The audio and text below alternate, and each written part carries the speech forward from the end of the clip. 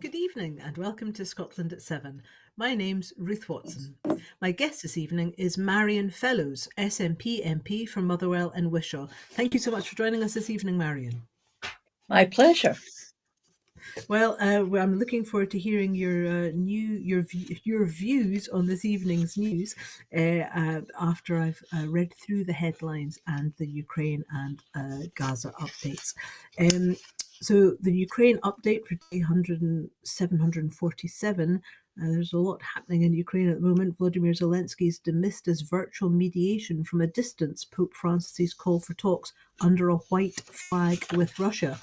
In Israel and Gaza, as Ramadan begins, the health ministry in Gaza issued new casualty figures, claiming at least 31,112 Palestinians have been killed and 72,760 wounded since the 7th of October in Israel's military offensive on the Gaza Strip. The First Minister, Humza Yousaf, is in London to promote Scotland's economic future potential, saying the UK economy has failed. New post-Brexit controls threaten the UK's food supply chain. 84% of people in debt blame the UK for the cost of living crisis. Blame the UK cost of living crisis. That was a Freudian slip. Martin Doherty-Hughes MP is to introduce a bill to address the plight of mortgage prisoners. The SNP say the Chancellor is using Scotland's natural resources to fund tax cuts and nuclear projects in England. Lee Anderson MP, also known as 30p Lee, quits the Tories to join the Reform Party. The centre-right Democratic Alliance win the general election in Portugal, but narrowly. The Scottish Government's Hate Crime and Public Order Act comes into force from the 1st of April. And in the Oscars, Christopher Nolan's blockbuster biopic Oppenheimer triumphed, taking home 7 awards. Now, going back to the Ukraine update, followed by the Gaza update, and then we'll come to Marion just to chat about the day's stories. Volodymyr Zelensky has dismissed as virtual mediation from a distance Pope Francis's call for talks under a white flag with Russia. Ukraine's president made no direct reference to Pope Francis, or his comments, but mentioned religious figures helping inside Ukraine. They support us with prayer, with their discussion and with deeds. This is indeed what a church with the people is, Zelensky said. Not 2,500 kilometres away, somewhere, virtual mediation between someone who wants to live and someone who wants to destroy you. Pope Francis was criticised after saying Ukraine should have the courage of the white flag and negotiate an end to the war with Russia. Some politicians and commentators in Europe reacted with anger after the pontiff appeared to stay silent on Russia's crimes as aggressor in the invasion, which has killed tens of thousands, and he placed onus on Ukraine to make peace. Ukraine's Minister for Foreign Affairs, Dmytro Kuleba, wrote, "Our flag is a yellow and blue one. This is a flag by which we live, die and prevail. We shall never raise any other flags." The Ukrainian film 20 Days in Mariupol, which was shot inside the besieged port city during the assault by Russian forces, has won the Best Documentary Oscar at the Academy Awards in Los Angeles. Odessa came under a barrage of Russian drone attacks on Monday night and Tuesday morning, Ukraine's military said on Instagram. It reported 10 Shahed-type drones were shot down. Unfortunately, it was not possible to avoid the hits. In the Odessa district, an infrastructure facility was damaged, administrative buildings were damaged, and the fire was quickly extinguished. I think that must be a typo because we're not quite into Tuesday morning yet. Ukraine has almost certainly accelerated the construction of defensive positions on several areas of the front line, according to a UK Defence Intelligence update. UK vehicles, weapons imports to Europe, I think that the copy has got a little bit bonkers here, so I'll just drop the last couple of paragraphs. Moving on to Israel and the latest from Gaza. As Ramadan begins, the health ministry in Gaza issued new casualty figures, claiming at least 31,112 Palestinians have been killed and 72,760 wounded since the 7th of October in Israel's military offensive on the Gaza Strip. UN Secretary General Antonio Guterres has reiterated his calls for an end to hostilities in Gaza and the increased delivery of humanitarian aid, describing international humanitarian law as in tatters. He told the media international humanitarian law lies in tatters, and a threatened Israeli assault on Rafah could plummet the people of Gaza into an even deeper circle of hell. He also called for the release of hostages held by Hamas and the removal of all obstacles to ensure the delivery of life-saving aid at the speed and massive scale required to Gaza. 12 of Israel's most prominent human rights organizations have signed an open letter accusing the country of failing to comply with the International Court of Justice's, the ICJ's provisional ruling that it should facilitate access of humanitarian aid into Gaza.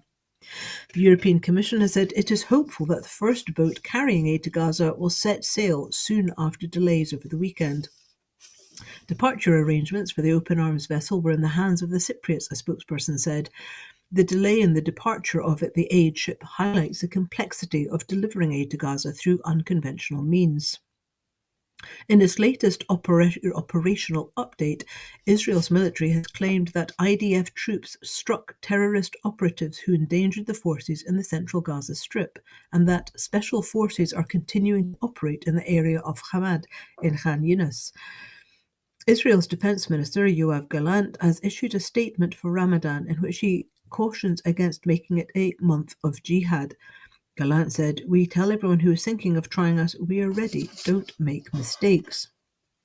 In a video statement, Israel's Prime Minister has claimed the country has killed the senior Hamas leader without naming him. Benjamin Netanyahu told viewers, "We're on the way to total victory." Hezbollah has claimed it launched a multi-drone attack on an Israeli defense outpost across from Lebanon in the Israeli-occupied Golan Heights.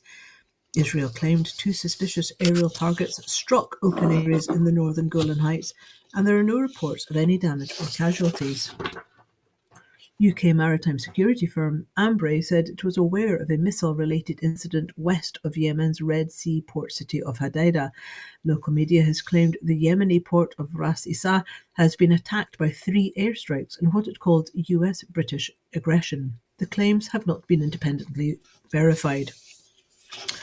Police in Italy have arrested 3 Palestinians who said they were planning attacks in an unspecified country, according to a police statement. I mean, Marion, it's increasingly grim, the situation in Gaza. I mean, as the Islamic holy month of Ramadan comes to an end, and obviously we wish all of our Muslim viewers at Eid Mubarak.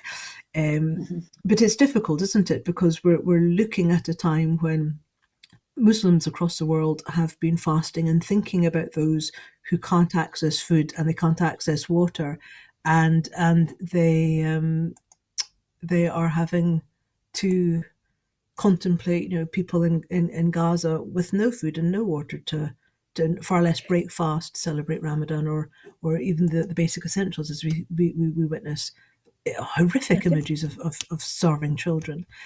What's the view in Westminster now? I mean, it's obviously there's been a lot of politicking going on, but is there any more consensus behind the scenes growing? Not as far as I'm aware. I think Labour, especially, can't change their tune, because that would lead them further away from the Tory policies that they're all espousing just now. And I mean, individual Labour MPs are very, very, very concerned. And we see that with the number of people who voted with us in previous debates and in previous motions to look at Gaza and demand a ceasefire.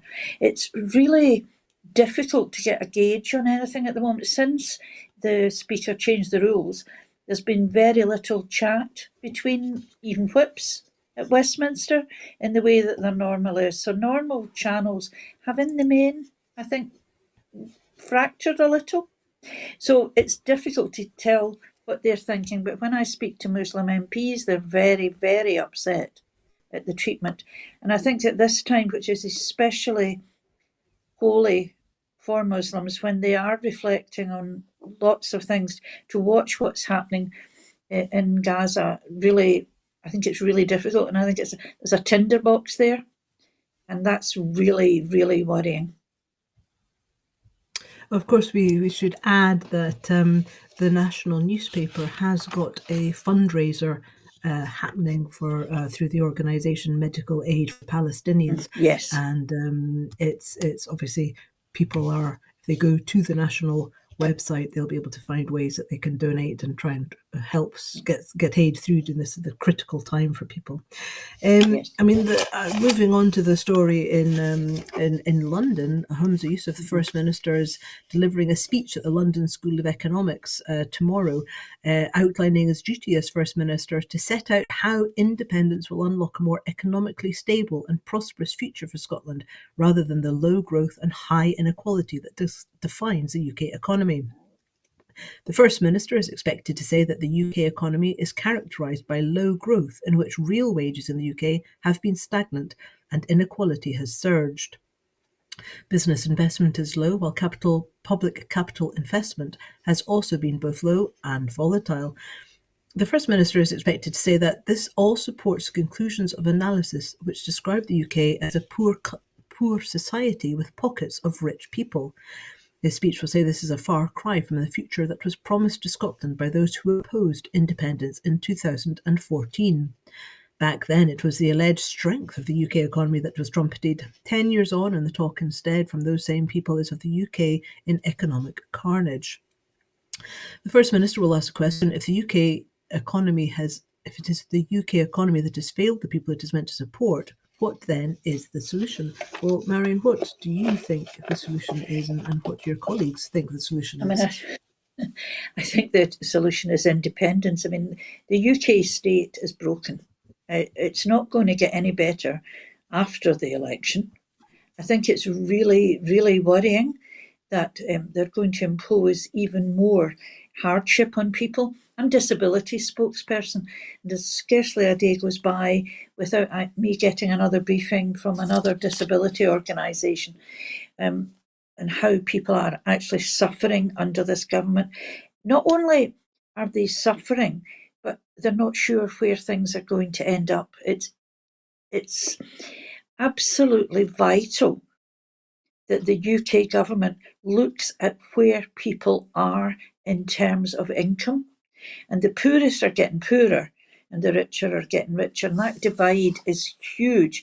And it will mean even more unrest and even more people having to decide between feeding and eating and heating, because it's really, really difficult, especially for those in benefits.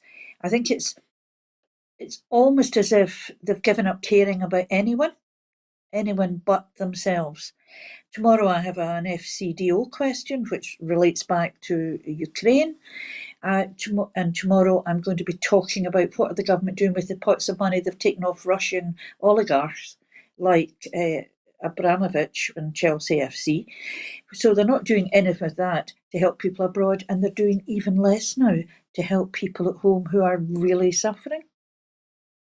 I mean, do you think that it is that they have given up, or do you think it is that they have? I mean, there are some that say that if there are people who don't want to do certain jobs because the jobs don't pay enough, and they if you make people desperate enough, then they're going to be forced to abandon trade unions and abandon their rights and just work for anything. I mean, is this another form of sort of sort of Jacob Rees-Mogg sort of Victorian ideology sort of coming back to haunt us again? Yeah, I think there's a bit of that, the deserving poor and the undeserving poor. I think there's a huge amount of that. But austerity has led to so much hardship, and they're not prepared to open up and to spend public funds, to spend money in public areas that would actually benefit. I mean, so many people, the Tory mantra and the Labour mantra almost now is, the only way out of poverty is work. Well, not if you're getting paid in the gig economy, not if you have an insecure job, not if you're barely getting what they laughingly call the living wage, which it isn't. The minimum wage is not the living wage. And what happens is so many people get jobs and then they're still on universal credit.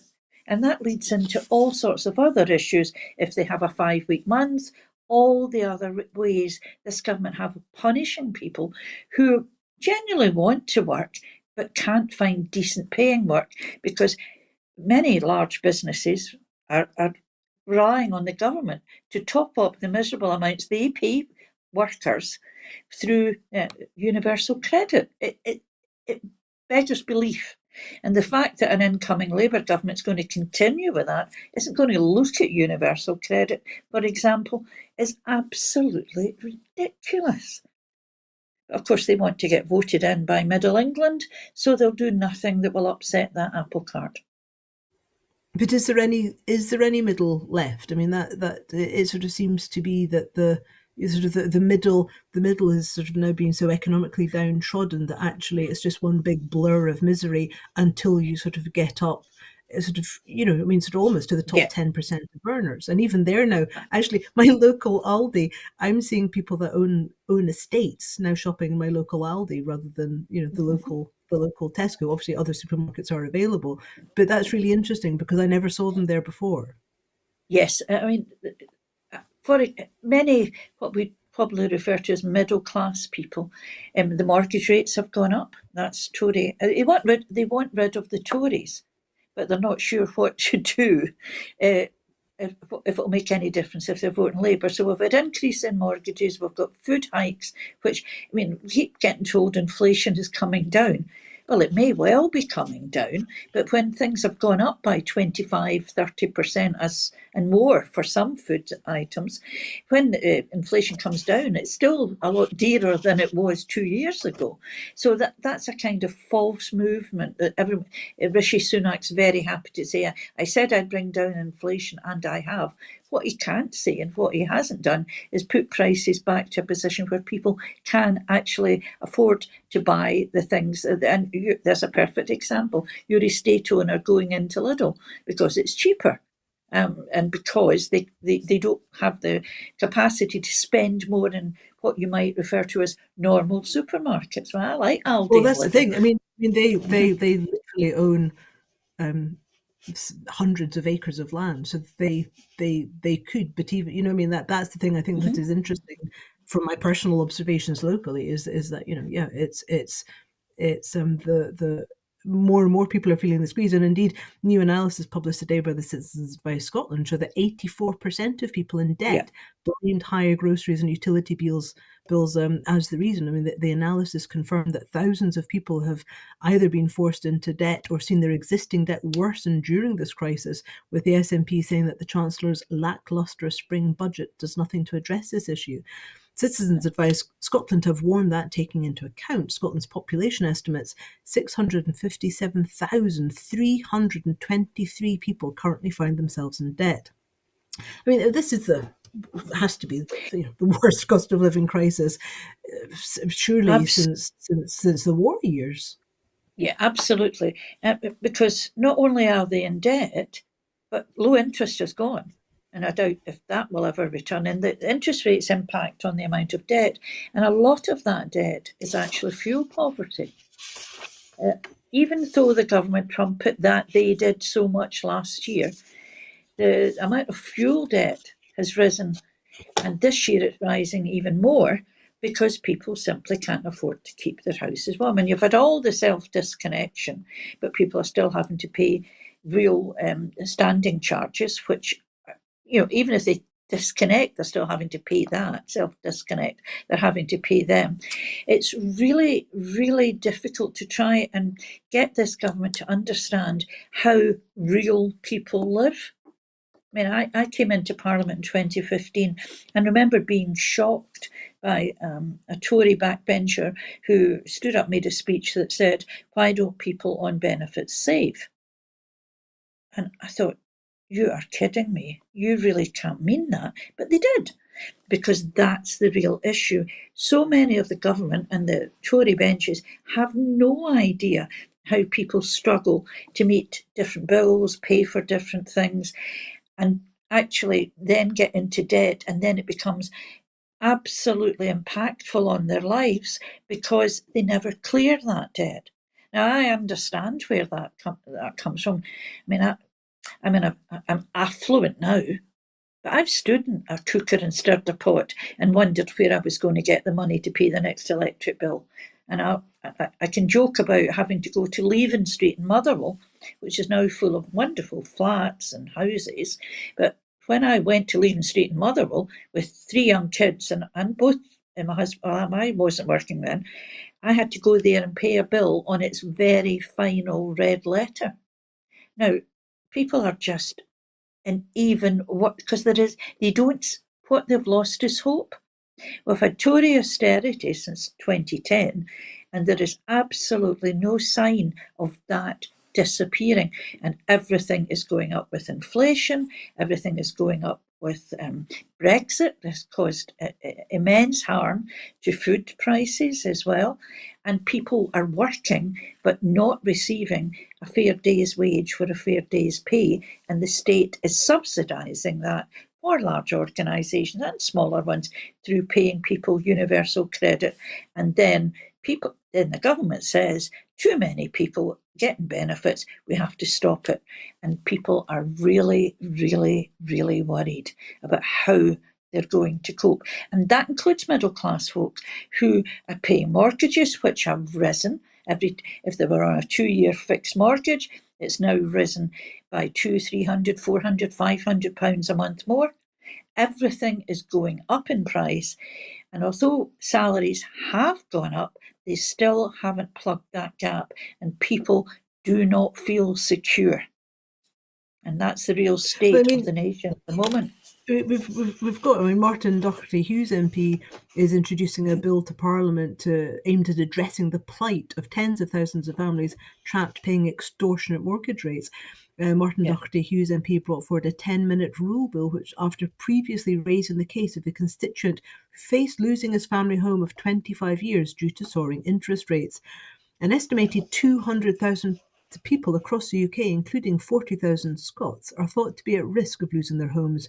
Many have been stuck on high interest rates since the financial crisis of 2008, unable to switch due to toughened borrowing criteria.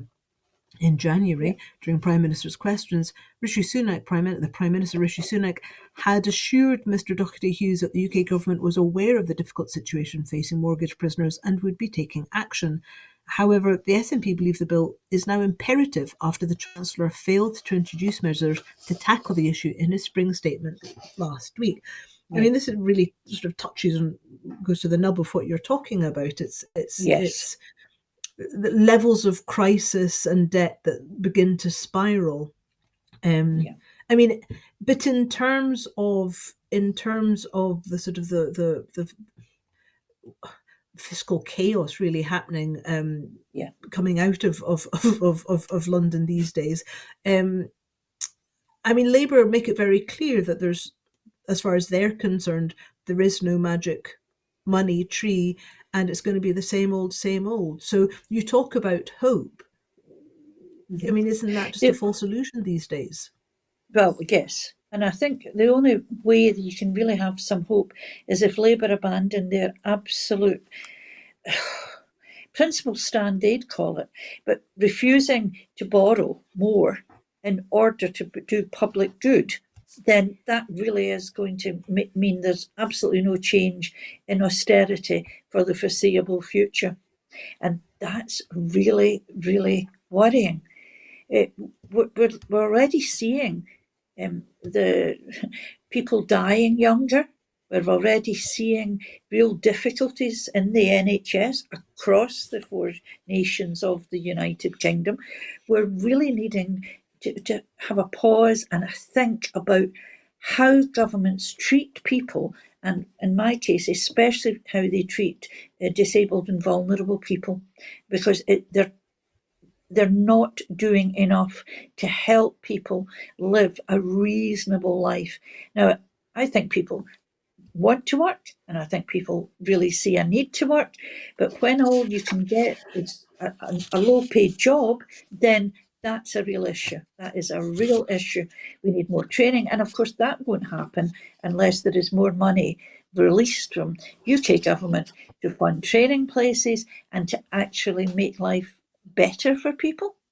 And that they're not going to do because they're absolutely stuck in the austerity mode, and that's no way, and it's not the way to put the country on a better footing. I mean, those who are I mean, rich, the gap between the richest and the poorest you've got a is sort of growing. financial and economics. You've got a financial and economics background, so you obviously sort of know better what you're looking at than many of us mere mortals. Well, This when we're sort of no, trying I to wouldn't work our say way through that. the financial times. But I mean, you've got the First Minister Hamza Yousaf's down in London saying life will be better, and as an independent country. And yet you're also saying, well, Labour are stuck because they can't sort of change things. So how can people have confidence and hope that Scotland as an independent nation will be better when London is floundering? Well, it's a lot of it. If you take, for example, the budget, where the UK government is cutting, is taking oil from Scotland and using the revenues for from that and for the penalties they're putting on companies who are making excessive profits, and nobody would object to that. Certainly I wouldn't, but they're not using it to invest in public services. They're using it to clear the debt that they say they've caught. They've paid for things during COVID. They've paid for the stuff last year. I'm dealing at the moment, Martin Docherty Hughes has brought forward a 10-minute rule bill. I did one as well on a social energy tariff, because even Ofgem is saying to me and to others in Parliament, look, we need a social energy tariff. The government promised they would consult on it last year. Twice they promised last year they would look at it, and they haven't done it. That would at least allow people to eat and heat and pare down the debt that they have to these energy companies, because energy companies themselves can see the way this is going. I did a debate last year on it, and the minister who answered my debate in a social energy tariff said, well, she didn't even mention the word social energy tariff in her summing up. The government, the UK government, the Tories at the moment are absolutely set against doing something that would actually help people. They keep spouting the mantra, the only way out of poverty is work. Well, we've heard that since 2010, and it's made no appreciable difference. The only difference is now, middle class folk who have mortgages, folk who have reasonable jobs are now finding it really difficult. So, for example, even the cost of childcare. You want people, especially women, to go back to work. What needs to be there and available for them is really sensible childcare that doesn't cost the earth, and that's not happening anywhere at the moment across the UK. So they're looking at things they're looking at it from the saving. They're not looking at it and how best to spend public money to increase public good, and that's really, really important. So what's the difference then? Obviously, if you're trying to persuade people to vote for independence, they have to have confidence that there will be meaningful change and change that's Yeah, achievable. So, yeah. How does the SNP and and the other pro independence parties, how do they both sell a model that people can see is based in reality, and that it's achievable? Because, for example, if people vote for the SNP sort of for independence, that the SNP are actually going to deliver it and not just sort of prevaricate and so it's always a bit too difficult, we can't quite do it. No, well, I'm not within the SNP. I'm not part of that regime. I'm not part of the Scottish government. I'm not part of the cabinet or anyone else. But I think what we've done in the SNP and what has happened is that we've backed ourselves into a corner on process. There is not a single country which has gained independence who would say, let's go back. We're not enjoying that. I'm not offering, and I don't think the SNP is offering a heavenly state that will suddenly appear. But if we can use the economic levers, and we get the economic levers, we can decide how best we want to run Scotland.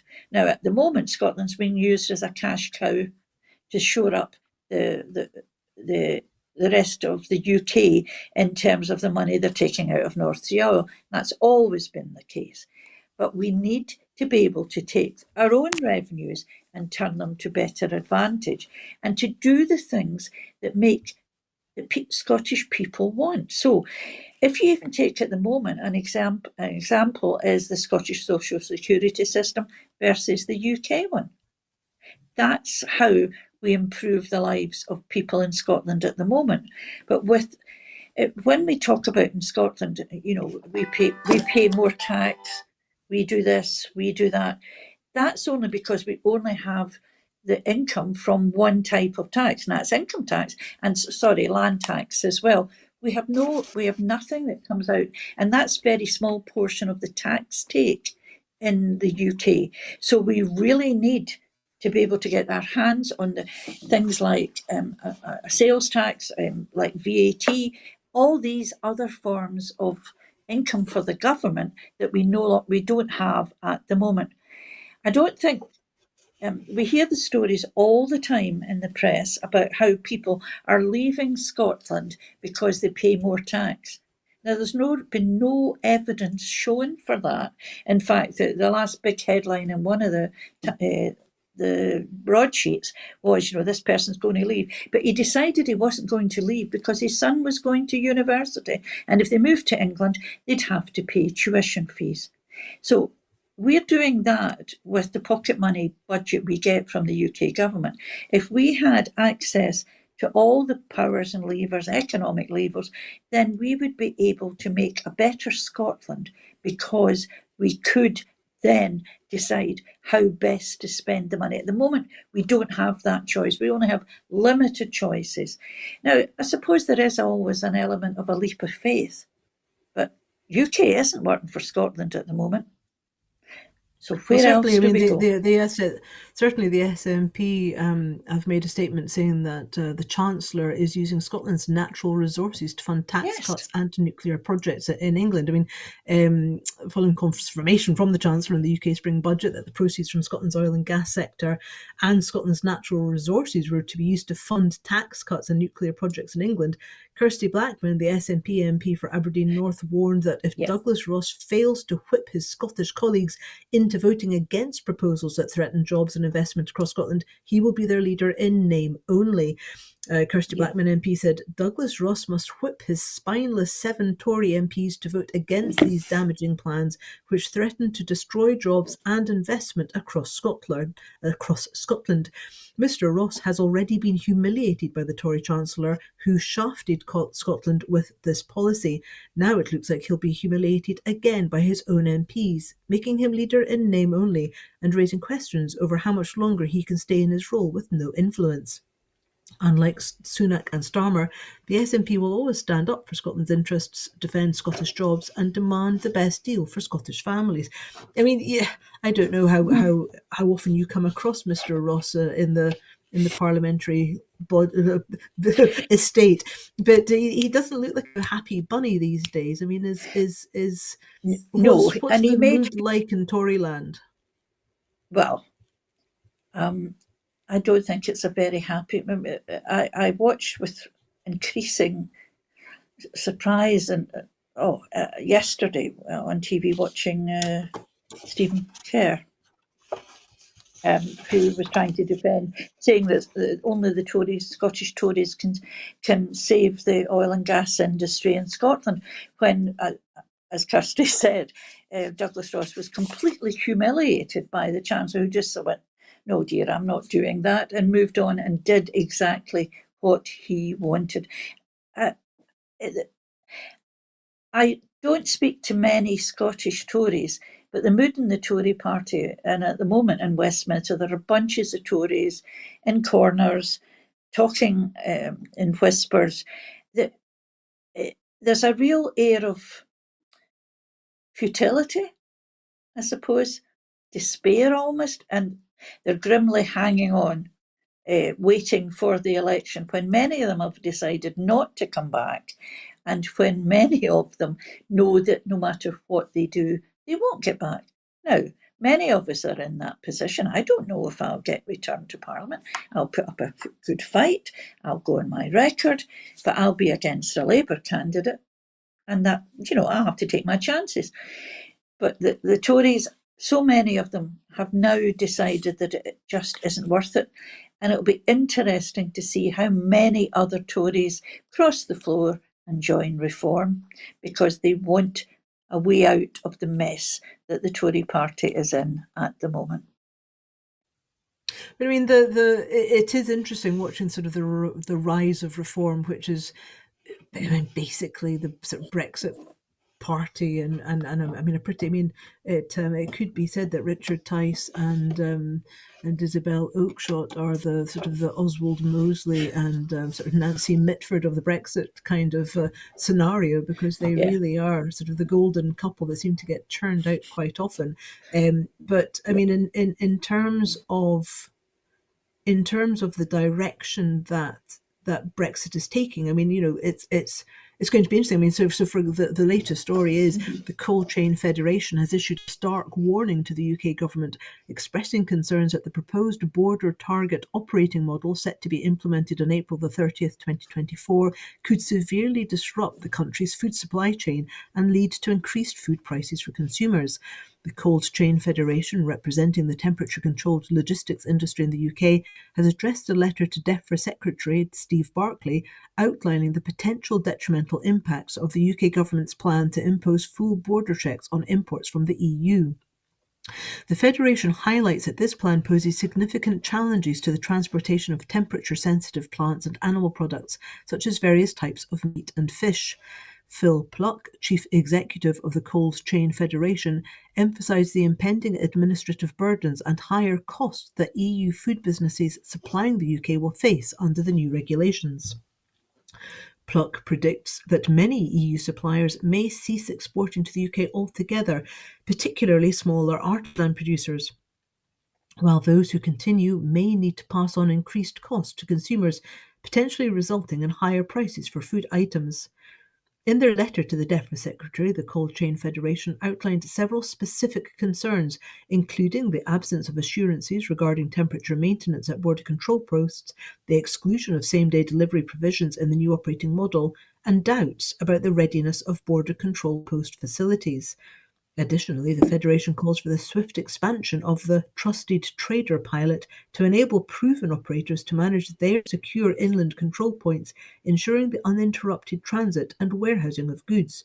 The requirement for more rigorous paperwork and inspections for temperature-controlled food consignments is also highlighted as potentially exacerbating existing problems. Phil Pluck further stresses the importance of maintaining round-the-clock haulage operations by ensuring continued support for the issuing of health export certificates. Failure to address these concerns, the Federation warns, could lead to further disruptions in food supplies to the UK. Well, I mean, it's one of these stories that it sounds quite anodyne, but it's actually sort of come to the crisis crunch point, which the UK government has delayed several times over because the risk to food security is so immense. Does this send cold shivers down your spine when you hear the Cold Chain Federation speak like this? Yes, absolutely. I mean, we already had all the nonsense just after Brexit. We have the nonsense of the border in the Irish Sea. The worst thing that the UK government's done is take us out of Europe.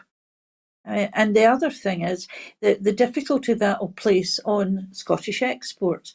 If they're also talking about, changing food standards in the UK so that they're no longer chiming with those in Europe. And where will that leave us? It's really, really worrying.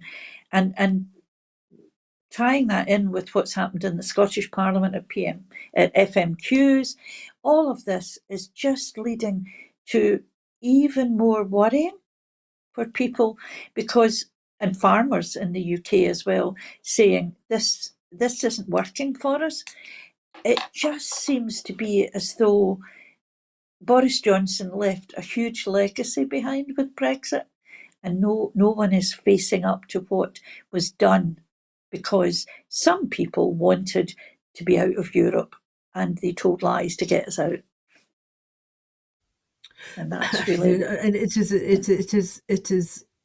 As a journalist, I find it extremely concerning, the sort of the abdication of analysis really coming out from my colleagues nationally. But I mean, today, Simon Roberts, the CEO of Sainsbury's, wrote an open letter saying that keeping Britain fed requires changes across the whole industry, and actually talking about a fairer deal for farmers. So if Sainsbury's is getting it, I mean, it seems to Yeah, be yeah. that we're really on the brink.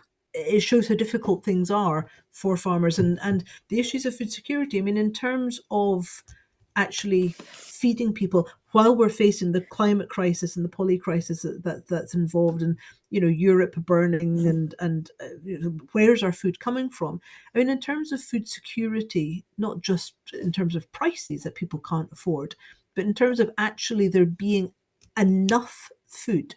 I was speaking to a gentleman called Professor Chris Elliott from the Global Foundation for Food Security. He said he thinks that it's very likely that the UK government will move to bring in food rationing very soon. Have you heard anything along these lines? Have you heard rumours about this No, in the halls? no, I haven't, and that's absolutely appalling. They've already had empty supermarket shelves down all over the UK, but especially down this area, where you couldn't get fresh fruit or vegetables. There is absolutely no thought. It almost seems as if things that the government should have been planning and thinking about, all they've done is to try and keep themselves in the position of being in government, and ignoring what has actually been coming down the line. They've kept, as you have already said, Ruth, been pushing it back and back and back, and now they can't push it back any further. It's going to impact right across. And the thought of food rationing is just absolutely inconceivable. But if someone like Chris Elliott's saying that, then we have to take it seriously. And that hasn't been anything really that we have discussed with any great depth in Westminster. Well, I shall look forward to it with interest to hearing you coming back, having ferreted out some answers. I mean, it is very interesting, isn't it? As we watch, as you mentioned earlier, I mean, Lee Anderson has crossed the well, I don't know if he's crossed the floor, just shuffled along the Oh, benches a yes, he little has. to become the first ever MP for Reform UK, with the former Conservative Party vice chair telling a press conference he had joined the Nigel Farage created party because I want my country back. During a sometimes chaotic event in Westminster, in which the Nottinghamshire MP was announced as a defector by Richard Tice, Reform UK's leader, Anderson promised to help his new party fight back in the culture war. Confirming the move, which he declined to roll out last month, Anderson said he had not told any Tory colleagues in advance and had given prior notice only to his family and a few hours before the event to GB News, which pays him £100,000 a year as a presenter. I mean, it's looking at this story. I mean, not only did sort of 30p Lee, so named because he claimed back 30 pence for milk on his parliamentary expenses while criticising scroungers, he actually had signed a petition to say that a parliamentary petition to say that MPs who cross the floor should automatically go for a by-election, but he now says that he's not going to do that because that would be irresponsible. I mean, what do you think? What do you think? I mean, it wasn't entirely unexpected, but I mean, was there I a bit of a think it's ridiculous. reverberation in? Well, not yet. But actually, I now am in the enviable or unenviable position of having Andrew Bridgeton, Lee Anderson, and George Galloway sitting a few rows behind me in the House of Commons. It's almost mind blowing. I don't think it was any surprise that Lee Anderson left the Tories. I mean, he took his ball and he went to find another game. That's how it is. But when you consider 6 weeks ago, he was sitting down with Rishi Sunak in his former school in Nottingham, you just think to yourself, really, is this really, really the way things should be going? I mean, he already jumped ship from the Labour Party when he saw how that was going and managed to get himself in to Parliament in 2019 as part of the red wall, the Tory blue wall now in that part of the world. It seems to me that politics and politicians, I should point out, I came in 2015 never expecting to be an MP. I was amazed when I got elected, but I've been pretty pretty stuck in the idea of independence for Scotland for a number of years, a long time, and I've never shifted allegiance from the party that I joined in order to achieve that outcome. But so many others now seem to think that being an MP is far more important than having principles and sticking to them. And that's where we get folk like Andrew Bridgeton and Lee Anderson. And of course, Mr. Galloway, who is a perfect exemplar of that. They want to be able to stand up and shout at people, and the best place they feel that they can do that is in the House of Commons. And I feel for them. You paint a glorious picture. I can almost smell the jackpot leather. But I mean, as we look across Europe, this does seem to be something of an issue. I mean, we've got Portugal's centre-right Democratic Alliance. They've just won the narrowest of victories over the socialist rivals in Sunday's snap general election. The Democratic Alliance, an electoral platform made up of the large Social Democratic Party, the PSD, and two smaller Conservative parties, finished first in the election, winning 79 seats in the 230-seat assembly. The Socialist Party, the PS, which has governed Portugal for the past 8 years, came second with 77 seats, while the far-right Chega Party had a surge of support and quadrupled its seat count from 12 to 48 to finish third. I mean, this when we look at this, we look at Geert Wilders in the Netherlands, and we see what's happened in Poland, or Poland sort of pulled back from the brink.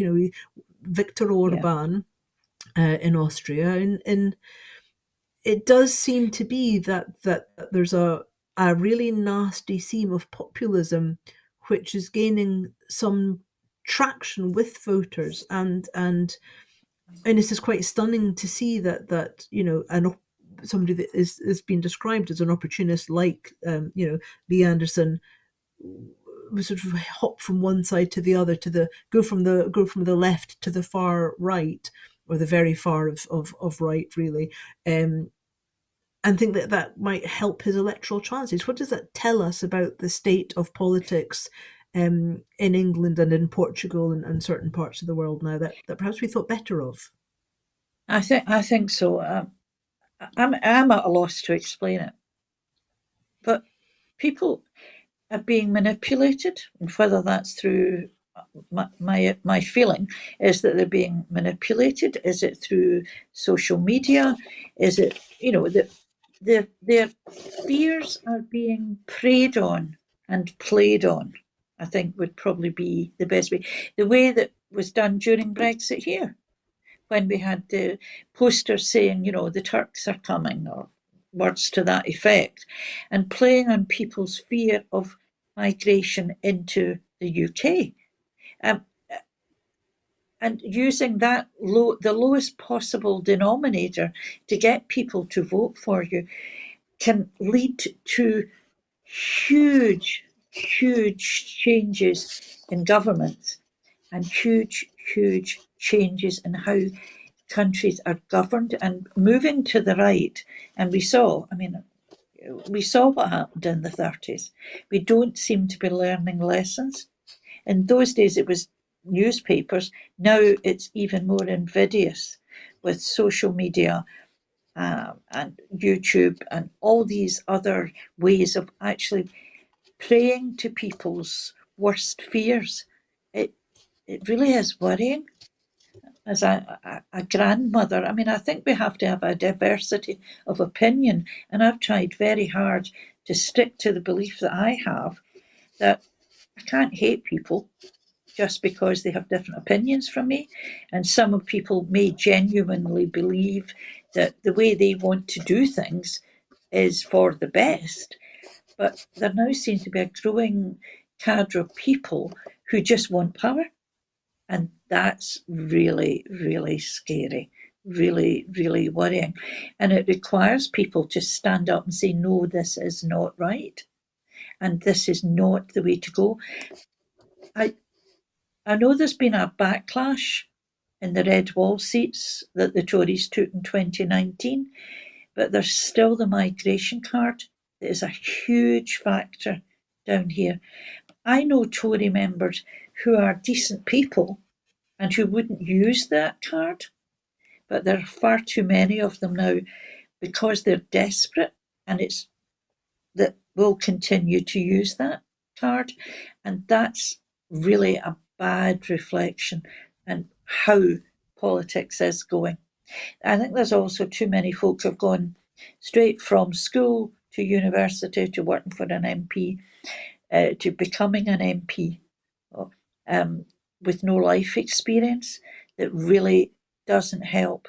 I disagree profoundly with David Davis on lots of things and other high ranking Tories, Ian Duncan Smith, but they can work across party to do things like Ian Duncan Smith, my colleague Ronnie Cowan, getting rid of getting a limit put on gambling machines and bookies and places like that.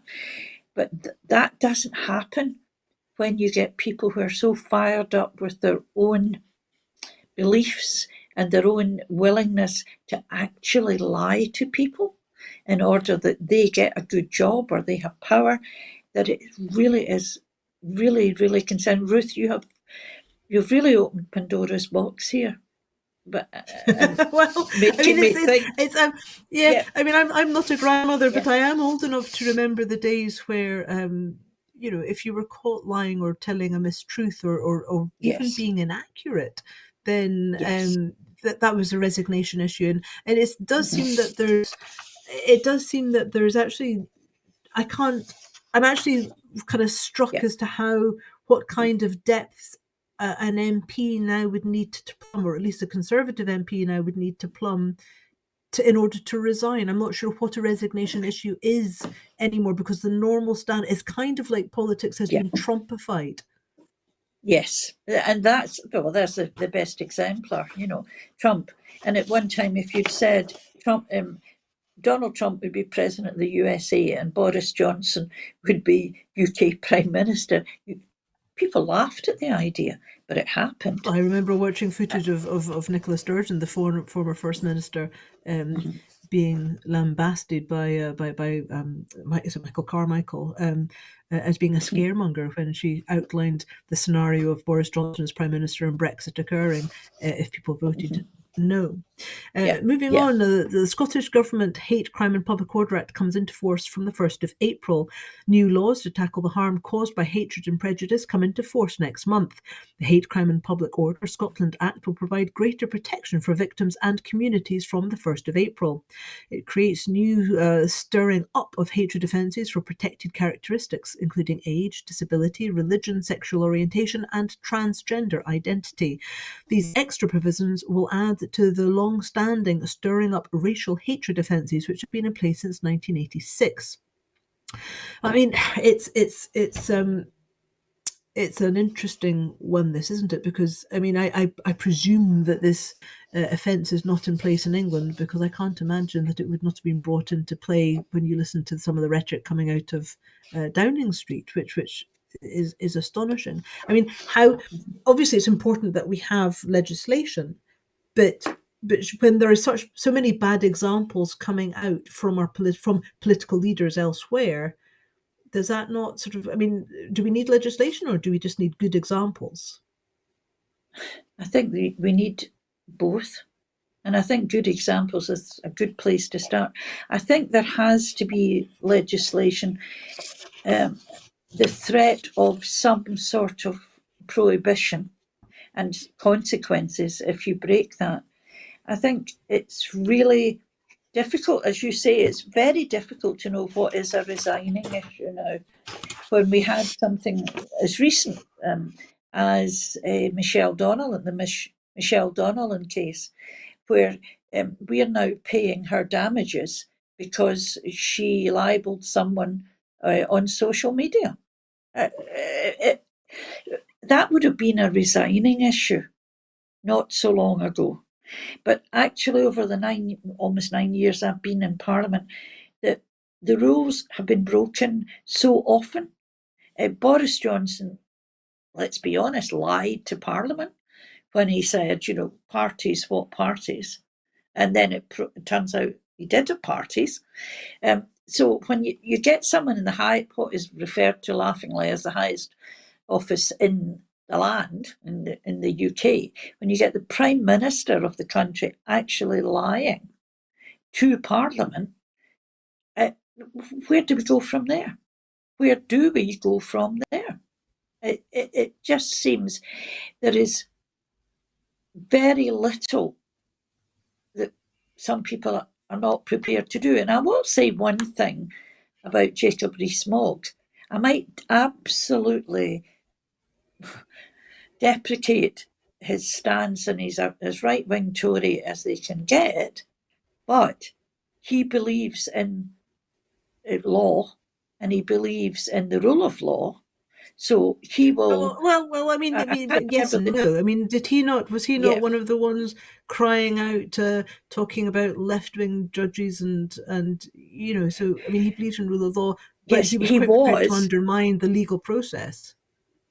They were all very prepared to underline the legal process and the prorogation. I mean, I don't know if I'll ever get over the prorogation, the illegal prorogation, as I was dragged back from Spain on holiday because, yes, you're right. But he has, I can't remember the tweet that he did last week, was it? Defending someone's rights on Twitter or X or whatever it's called these days. But I think it's really, really difficult. He likes that. He wants rules changed, but he plays by the rules normally that are there in Parliament. So he was horrified at what happened when we lost our opposition day in effect 2 or 3 weeks ago. I think going really, back I mean, to in what I what said way? earlier, In what way did he? well, he thought it was express that terrible. horror? I think. Well, he mentioned it to one of my colleagues. Also had DUP speak to me and say, "This isn't right. What's happening to you?"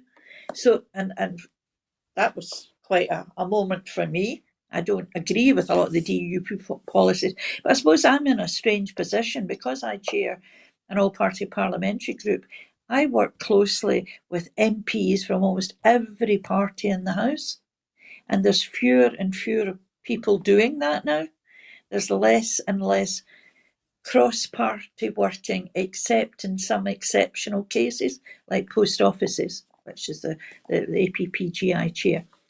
And we're losing so much in that the idea of people now having a debate, then going out together afterwards to have a cup of coffee or a pint of beer is almost anathema because of the divide that we have now crossed in terms of respect for other people's views. And that's going back to the Act. I think that's why we do need an Act now, to protect people's rights and views and the ability and to call out those who abuse others because of their characteristics, be it age, be it race, be it gender. I think it's a sad day that we need that sort of law. Yes, but at least it's coming in. Well, that's it for this evening. Yes. I am very pleased to thank you so much, Marion Fellows MP, for coming on the programme and showing us some love. And before I go, I just want to remind you that at Broadcasting Scotland, we depend on the generosity of our supporters. Our programmes will always be free to view. However, if you can afford £5 a month, please consider becoming a Broadcasting Scotland supporter. We have now reached our emergency crowdfunder £10,000 target. So to everyone who has donated and to everyone who has signed up to make a regular monthly payment, thank you very much. If you fancy the idea of sitting in the hot seat and taking a turn, we're all on the lookout for presenters. Training is given. You'd be very welcome.